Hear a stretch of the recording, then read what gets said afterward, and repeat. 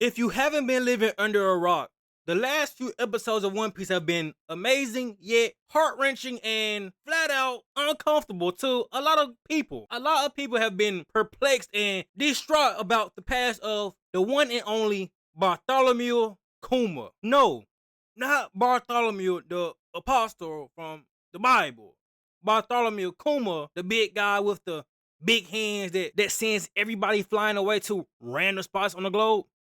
That Kuma. And have you ever wondered why Kuma is the way he is? The seemingly emotionless warhead that doesn't show an ounce of humanity is actually a caring father, husband, and pacifist. And today I want to go over the journey of Kuma, a journey filled with betrayal, broken promises, and ultimately continuous heartbreak. Prepare to cry your eyes out. Grab your tissues. I have mine right beside me. Without further ado, let's get to the video. Before I continue, please hit the like button, subscribe, hit the notify button. Also, leave a comment down below. Say what's up to me. The like goal in this video is 50,000. I know we can hit it. And if we don't, I still got y'all more bangers. Now to the video. First, I want to talk about the origin of Kuma. This stems from chapter 1095, Better Off Dead in This World. 47 years ago in the Sorbet Kingdom. Fun fact, Kuma is 47. I didn't know that, but now we know. A young infantile Kuma blessed the world. It's crazy to think that Kuma, who is huge, was once a small baby. Granted, small in One Piece isn't your regular small. So he may have been 5'3" off the muscle. Kuma's parents, specifically his father Clout, was one of Buccaneer blood. And at this point in the story, we all know that certain races of people aren't really allowed to be alive. And why the Buccaneers aren't allowed to be alive is because they committed a grave sin. The grave sin is yet to be announced, but it's a grave sin nonetheless. And the doctor that was there to, help the delivery of Kuma snitched because the government showed up asking questions. They put the gun to his head and he folded. Once they found out that his father and Kuma was of Buccaneer blood, they captured the whole family and enslaved the whole family. His mother isn't of Buccaneer blood, but by guilty of association, she was now a slave as well. No matter how much Kuma's father, Cloud, begged them, just take him, once it's up, it's up. This is where I think Oda's writing really shines. He has a way of introducing real life concepts, real world concepts into anime so smoothly and effortlessly. He can vividly explain how he feels about real life topics in his show. Oda is basically telling you how he feels about certain political injustices through One Piece. Not too many people can hit that nail on the head without actually hitting that nail on the head, if that makes sense. But back to the story. And this is where things get really, really tense and sad. Bro, am I the only person that just hates the celestial dragons? It's so frustrating. I've never wanted people in anime to get what they deserve so bad. And yet, I understand the purpose of the celestial dragons. The celestial dragons, real life comparison would be the higher ups per se. They can do basically anything and everything and won't face any consequence because they are of celestial blood. We go from Kuma being born to his whole family getting thrown into slavery to his mother dying in 12 panels. We go from Kuma being born to his mother dying in 12 panels. Like, what? As Kuma's father comforts him and tells him about the sun god Nika and how he is the ultimate form of freedom, not even 6 panels later, boom, he's dead. Not even 6 panels later, Kuma's father, finito. The same day he finds out his mother is dead, his father died the same day. At this point in the story, I really broke down into real life tears. This is where I cried. The anime really sold it. Really sold it. The celestial dragons just do whatever they want to do, whenever, however. Not only did you take my mother, and you know what women in One Piece that become slaves get used to do. You know. I don't really have to go into depth about that, but they don't just kill, well, off the women. They partake in things. They partake in different activities to their leisure, I guess that's the safe way to say it. You also take my father for dancing, to have the strength and fortitude to still be able to live after all these events. That is why Kuma is the ultimate oral former, the ultimate badass. Also, at the end of this chapter, we are introduced to 3 key figures. One being St. Garland. That is Shank's father, by the way. If I spoiled you, I'm sorry, but that is Shank's father. A young Emporio Ivankov, the current, and I guess you could say the founder of the Revolutionary Army, and Jenny. We're going to talk about Jenny a little bit later in the video. Next, we enter chapter 1096, Kumachi. I'm not going to tell you everything that's happened in the chapter because I'm going to save it for a later video. But essentially, during the God Valley incident, a manhunt is taking place with the Celestial Dragons. Whoever wins the manhunt gets 2 of the devil fruits. The devil fruits being the pawpaw fruit and the mythical Zoan dragon type fruit that Yamato ultimately gets later in the future. During the turmoil between the Celestial Dragons, world government, Rogers, Rocks, and other big time power crews, Kuma and Ivankov managed to get their hands on the fruit.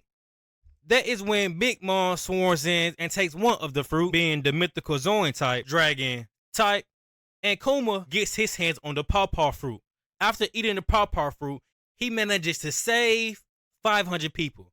3 of them being, well, 2 of them being Emporio, Ivankov, and Jenny. And after the incident, Kuma, Jenny, and Ivankov go back to the Sorbet Kingdom. At this point, I am kind of confused. Why would he go back to the Sorbet Kingdom? I think that was the stupidest thing he could have did.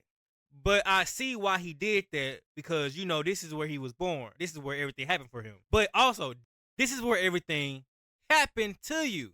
This is where everything happened to you. Why would you go back knowing that it's a chance that it might not be safe? Nevertheless, he went back. However, Ivankov splits to go on his or her own journey. Jenny and Kuma stay together. 8 years later, Kuma is now a pastor in the Sorbet Kingdom. Problems happen again. A law has passed that now that everybody that's the south part of the kingdom, you are our slaves. You are all slaves now. Because you know why? The king is an asshole. And he declared that everybody in the south central part of the kingdom, it's over with. No rights for y'all. And that is when the big thing happens. Dragon pulls up with Ivankov, because now Ivankov is part of the Revolutionary Army. Upon saving Kuma and Jenny, he offers a role for them in the Revolutionary Army. And so now Jenny and Kuma are part of the Revolutionary Army. Also, let me not forget to mention, Jenny is madly in love with Kuma. Kuma is so stuck in the past with the PTSD, he doesn't want Jenny to end up like his mother. But in my opinion, bro, if you didn't want Jenny to end up like your mother, why did you go back to Sorbet Kingdom? This all could have been avoided if he didn't go back to Sorbet Kingdom. But it just, I don't know. But yeah, she's in love with Kuma. And after being in the Revolutionary Army for years and years and years and years, tragedy falls again. Jenny is captured. He cannot catch a break. Can't catch one break. You could write break down on a piece of cardboard and put it in his hand, and he still couldn't catch it. No matter what he do, no matter what happens, he is destined to fail. Jenny is captured, and upon being captured, she is then forced to marry a celestial dragon. And upon marrying a celestial dragon, she then gives birth to a celestial dragon's kid. But the crazy thing is that she has developed a disease called the blue scales, or I call it the blue scales. So after giving birth to her kid, Bonnie, she dies. And Kuma comes rushing back to find her dead body and the baby, and he pledges to take care of the baby forever, like it's his own daughter. You know, I don't want to say it again, but this all could have been avoided if Kuma just didn't go back to the Sorbet Kingdom. If he just would have paw anywhere else, he could have paw at any moment. Kuma's too good and too naive for his own sake. If he just would have paw anywhere else but the Sorbet Kingdom, or left with Ivankov, I don't know, man. It just could have been avoided.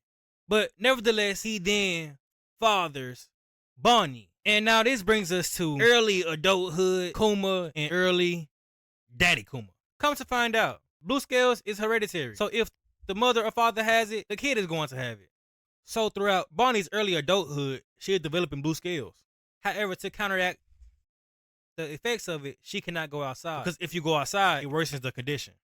So Bonnie is essentially raised inside the church in the Sorbet Kingdom for a long time, while Kuma travels all around the world to find a cure. Kuma ultimately is blessed. He finds somebody that can supposedly cure Bonnie, and that is Dr. Vegapunk. And you would think that this is where things are on the up and up.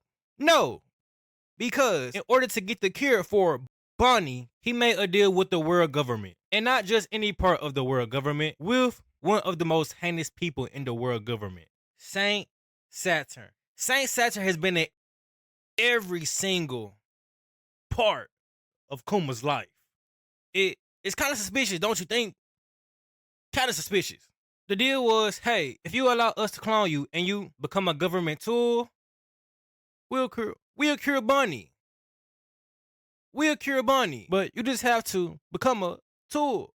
You're going to lose your sense of self, but we will cure Bonnie. And Kuma said yes. And that is where we get the pacifista. Clones were made of Kuma. Kuma lost his sense of self. But ultimately down the line, Bonnie was cured. And once Bonnie was cured, she then set out on her own journey to find her dad. But that is the end of the video. I'm sorry it took me 10 days to upload again. A lot of things happened in real life which caused me to postpone certain things. Then the audio messed up, so I had to re-record the audio. But nevertheless, I've got this video out. I hope you all enjoyed it. The like goal is 50,000, 5,200 likes. I know we can do it. I hope we can do it. Also, like, comment, subscribe. Let me know how you felt about the video. Also, if you have any other video recommendations you want, drop it down below as well. I'll see y'all tomorrow. Peace.